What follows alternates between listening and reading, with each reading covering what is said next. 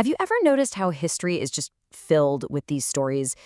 Powerful organizations, giant empires, massive corporations that seem totally unstoppable, right up until the moment they collapse. It's this mystery that strategists and historians have obsessed over for centuries.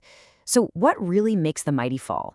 Okay, so let's really get into it. When I ask that question, I bet a few usual suspects pop into your head. You're probably thinking about a flawed strategy, or maybe some new tech that just came out of nowhere, or just good old-fashioned bad leadership. And you know what? You're not wrong. I mean, these are the classic textbook answers, right? We hear all about bad business plans, getting totally outplayed by a competitor, running out of cash, or just failing to keep up with the times. And yeah, all those things are definitely part of the story. But what if they're not the real story? What if they're just symptoms of a much, much deeper problem? And that's the real puzzle, isn't it? All those factors, they might explain how a company failed, but they don't always get to the fundamental why.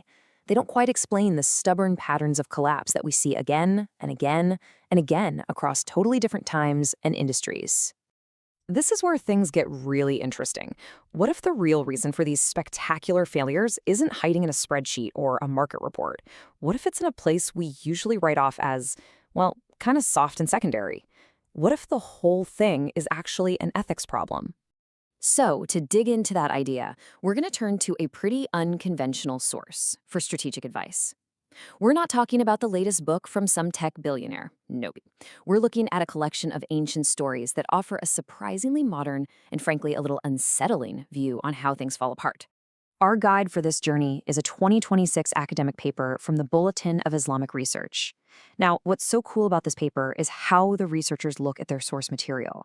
They aren't approaching this from a purely religious angle. They're treating these ancient stories like a massive data set. You see, the paper takes these prophetic narratives from the Quran and analyzes them as if they're long-term case studies in change management. Just think about it for a second. In each story, you have a leader, a prophet, acting as what the paper calls an ethical change agent. They walk into an established system, they challenge how things are done, and they try to spark this huge transformation based on a set of core values. And then we get to watch exactly how that system reacts and what happens in the end. It's fascinating. And that brings us right to the core argument of the research. What these authors are saying is that, at its very root, strategic failure isn't about a bad business plan or running out of money. It's about a deep, stubborn, persistent refusal to change your ethics and to be held accountable for your actions. So by studying these repeating patterns across dozens of stories, the researchers were able to build a framework. It's basically a model that maps out the entire journey, from that first call for ethical reform all the way to the final and often dramatic consequences. And here it is. This is what they call the Prophetic Change Management Framework. Now, at a glance, it may just look like a simple flowchart, but what it's really showing is a critical path, a sequence of events that always starts with an ethical challenge and always ends in one of two places: transformation and survival, or resistance and collapse. Let's just quickly walk through it. Everything kicks off with an ethical vision, a clear call to do better. For that to even get off the ground, you need change enablers, things like a leader with real moral authority. But here, and this is the absolute make-or-break moment, is the stakeholder response. How did the people in power, the elites, react? Their choice determines the duration of resistance. Do they adapt, or do they just dig in their heels? That single choice leads directly to the strategic outcome, and it all wraps up with moral accountability, the final lesson learned, or ignored. So the whole framework really hinges on that one idea: resistance. The way the establishment responds to a call for ethical change is everything. So let's look at how this plays out in a specific example from the texts. Okay, so take the story of the prophet Shuaib and the elites of Madian. His ethical vision was super simple and aimed right at their corrupt economy. He just said, use fair weights and measures. It was a call for basic fairness and honesty. But the response from the elites, the stakeholders who were getting rich off that corrupt system, it was basically, hey, our traditions, our way of doing business, it works just fine for us, so buzz off. And right there, that's the core conflict you see over and over. A demand for ethical accountability running smack into a defense of a profitable but unjust system. All right, now this is where the analysis gets super cool. To really test their framework, the researchers didn't just read the stories. They turned them into data points and built this network map.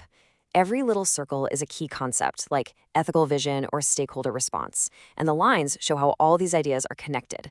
In a map like this, the most important idea is the one with the most connections, the one sitting right in the middle of everything.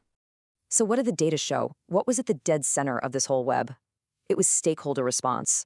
The most critical, decisive factor in every single story wasn't the vision itself or the leader or the signs they brought. It was how the people in power chose to react to that call for change. That one variable determined everything else that happened. And check this out, because this just drives the point home perfectly.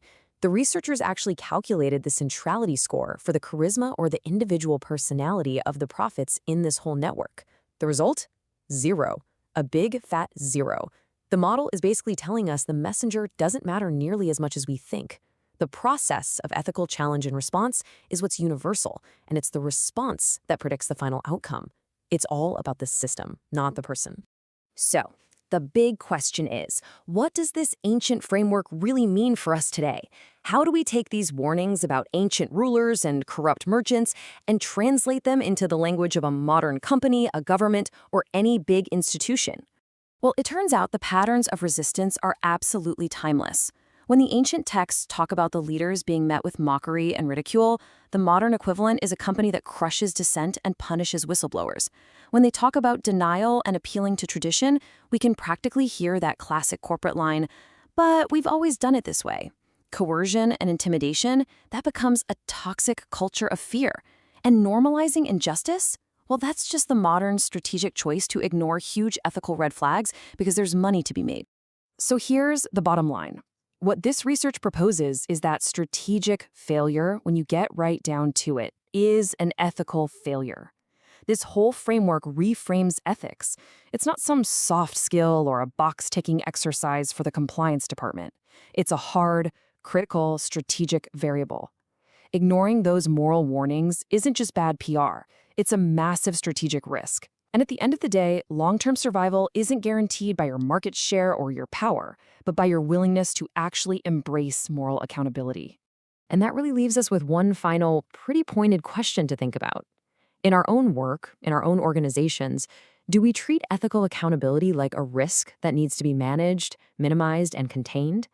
Or do we see it for what this ancient framework suggests it really is?